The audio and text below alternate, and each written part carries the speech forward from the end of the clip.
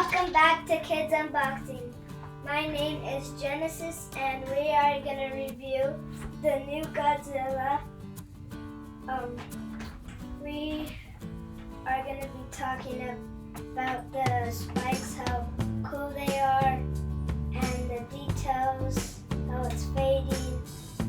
The teeth look realistic, the eyes look cool. Hey everybody, welcome back to Kids Unboxing. So today I'm going to be reviewing the X-plus Godzilla with my little sister Genesis. Usually I'll be here sitting next to my partner in crime, Chris Rodriguez, but today he wasn't able to make it, so my little sister is going to be substituting. So Kitty, since you're going to be taking over the role of Chris today, why don't you start off and tell us what you think about the new X-plus Godzilla? The Godzilla looks really cool. It looks real. And the spikes are really cool. There's like spikes all over on the tail. And there's stripes on the bottom. And the nails. There's one little tiny one and there's big ones and a medium one. They're really cool. And what do you think about the size of it? When first seeing it, how does the size help? It's bigger than a human. It's bigger than you. So, you watched the movie, right? Yes. And what did you think of the movie? It was amazing. When he was all blue and he had spit out blue fire at King Ghidorah, and it was really cool. Okay, so after seeing the movie and seeing this Godzilla, how would you say the Godzilla statue honors the character in the movie? Is this an honorable representation of Godzilla? Yes. And why is that? Because he's awesome and he just really looks he looks the same in the movie. There's nothing different about him. His teeth are big and his jaw and the eyes look really cool. It's just really cool. Okay, Kitty. So, that to say, what are some negative things you've noticed about the toy? That in the movie there's no cracks in him. Like 2 cracks. So the thing with the cracks is because it's summer and the temperature's rising, this figure is made of vinyl. So when vinyl heats up, it starts to soften. And when it's softened, the joints and the sockets where it keys into, it loosens up. So what's happening right now is the tail's actually slowly falling off. As you can see, it kind of flexes right now. It shouldn't flex. When we first opened it and assembled it, you heat the socket so it softens and you push it back into the piece. And once it cools off, it stiffens pretty well. But considering this has been in the heat for quite some time, I think there's starting to become some warpage within the tail, which is a bummer. But if you put it back into, a regulated temperature, I'm sure you could piece it all back together the way it was originally. But that is something you have to watch out for when purchasing this figure, is to make sure it's kept in a regulated environment. It's a heavy piece. The tail, it extends about 2.5, almost 3 feet. So keeping it, maintaining it, is going to be a key thing to preserving this figure for long term. But what else? What else would you say? One of the negative opinions you have on this character? That he's fading. And his claws are really sharp. And what else? His little eyes. These little eyes. So the thing she's referring to with the fading is that his color is pretty dusty. He is supposed to represent, a large-scale creature. So the color pigment has to be somewhat subtle. There's no high dry brush spots, no rich colors. The only way they could go about coloring him so he's not a solid black statue is actually washing all the cracks with what looks to be a beige yellowish tone, which enhances the detail for sure, but it does give it this like dusty look to it. But it is, considering Godzilla goes through battle, he's destroying buildings, he's getting burnt by electricity. He would have some, age to him. So it does look good from far away. Looking at it from a distance, it uniforms the character and it gives this uniformed look instead of like patchy, spots everywhere. But when looking it up close, it is a simple wash. Not much to it. I would say no more than 2 to 3 different tones. Maybe some beige and then some gray and maybe some I would say some like light yellows. But other than that, it's great. The seams, like I mentioned before, are a little rough. They tried their best to hide it, and I could tell, around the thigh, you could see where the seam is, but it kind of blends in with all the crevices, which isn't completely bad.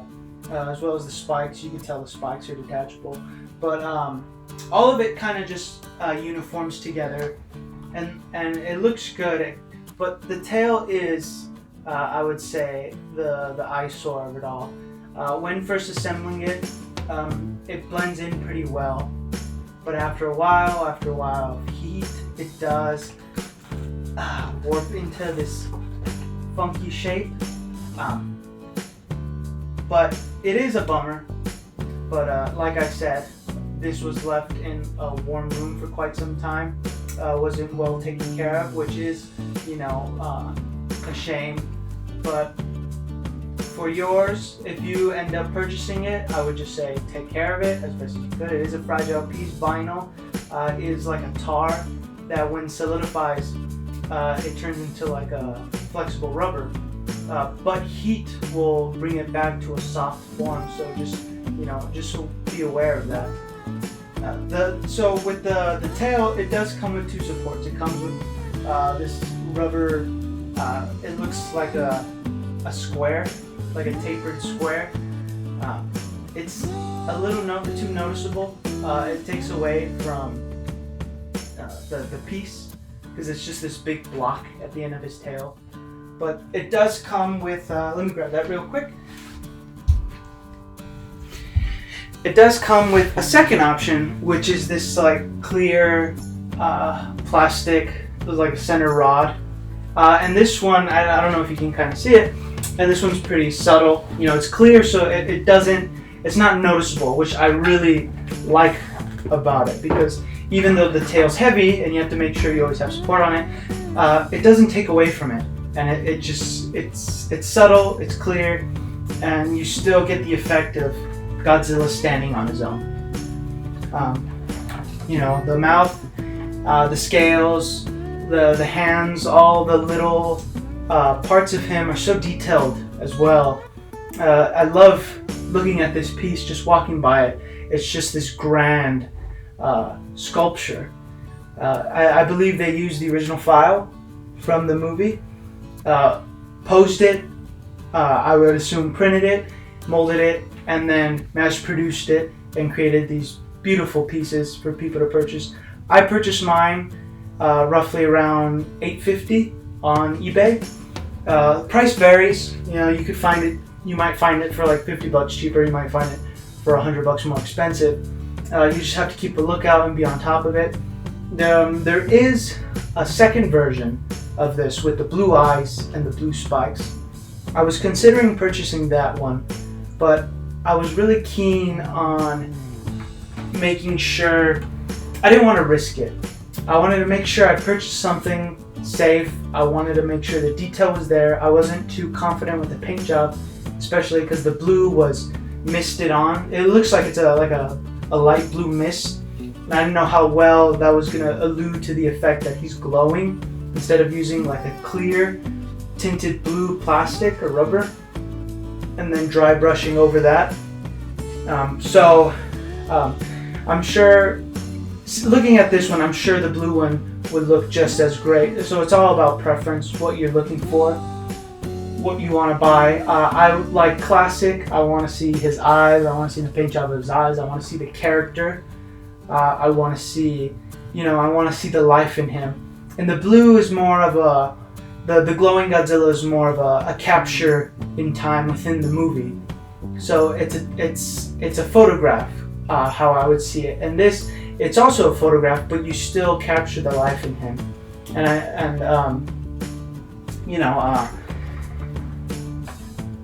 That said, I'm sure both are great. Both are, I would say, amazing representation of Godzilla, his personality, his character, his stature, his size, just the scale of it. It's beautiful, and I would say that if you are lucky enough to be able to get your hands on one of these, get it. It's a beautiful piece to have. I would say it's one of my favorite pieces I have in my collection. And I know it's one of her favorite too, huh, babe? Yes. Now, would you want to buy any more Godzilla stuff to review on here?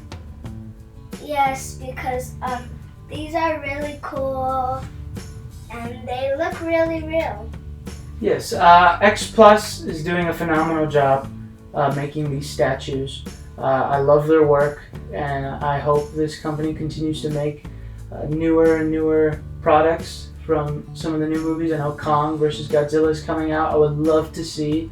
I don't know how the licensing works, if they're going to have the license to mass produce a Kong, but I would love to see something of that scale in X-plus form. I know there's a few other companies that are making statues of other characters. Scoot over here, babe, so they can see you.